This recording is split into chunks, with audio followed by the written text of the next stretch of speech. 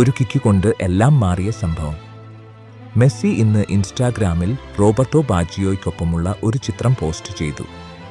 അപ്പോൾ എനിക്ക് ഓർമ്മ വന്നത് ഇവർക്കിടയിൽ ഒരു ബന്ധമുണ്ടെന്ന്. എന്താണെന്ന് ഞാൻ നിങ്ങളോട് പറയാം. 1994 ലോകകപ്പ് ഫൈനലിൽ ഇറ്റലി ജയിക്കേണ്ടിയിരുന്നപ്പോൾ റോബർട്ടോ ബാജിയോ എന്ന ഇതിഹാസം പെനാൽറ്റി തള്ളിപ്പറത്തി. ആ നേഷൻ മുഴുവനും ഉറച്ചുനിന്നത് ആ കിക്കിനായിരുന്നു. പക്ഷേ അത് ഗോൾ ആയി മാറിയില്ല. ബോൾ നെറ്റിലേക്കില്ല, ആകാശത്തിലേക്ക്.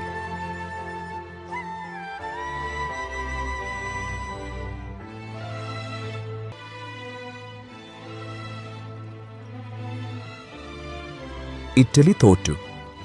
ബാജിയോ തലകുനിച്ച് മാറി നിന്നു. ആ സംഭവം ഇറ്റലിക്കാരുടെ മനസ്സിൽ ഇന്നും വേദനയായി ഉറച്ചിരിക്കുന്നു.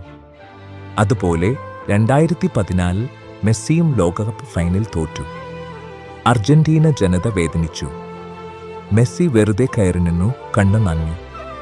പക്ഷേ 2022 മെസ്സിക്ക് വീണ്ടും അവസരം കിട്ടി. ഇപ്രാവശ്യം അവൻ അത് നിറവേറി. അർജന്റീന ജേതാവായി. മെസ്സി പൊട്ടിക്കരഞ്ഞു. സന്തോഷം കൊണ്ടും സമാധാനവുമായിരുന്നു അത്. ഒരു പെനാൽറ്റി ചെറുതായിരുന്നെങ്കിലും അത് ജീവിതത്തിലെ ഏറ്റവും വലിയ ദുഃഖമാകാം. അല്ലെങ്കിൽ അത് ആത്മവിശ്വാസം കൊണ്ടുള്ള വിജയം ആകാം. ബാജിയോയും മെസ്സിയും നമ്മെ പഠിപ്പിക്കുന്നത് തോൽവി കഴിഞ്ഞാലും ഉയർന്നു നിൽക്കാം. സമയം മാറും, വിജയവും പ്രതീക്ഷയും വരും. ഇതാണ് അവരുടെ സത്യമായ കഥ. നമുക്ക് മനസ്സിലാക്കാൻ ലളിതമായൊരു പാഠം: നമ്മുടെ ജീവിതത്തിലും തോൽവികൾ വരും. പക്ഷേ വിശ്വസിച്ചാൽ വിജയം എത്തും.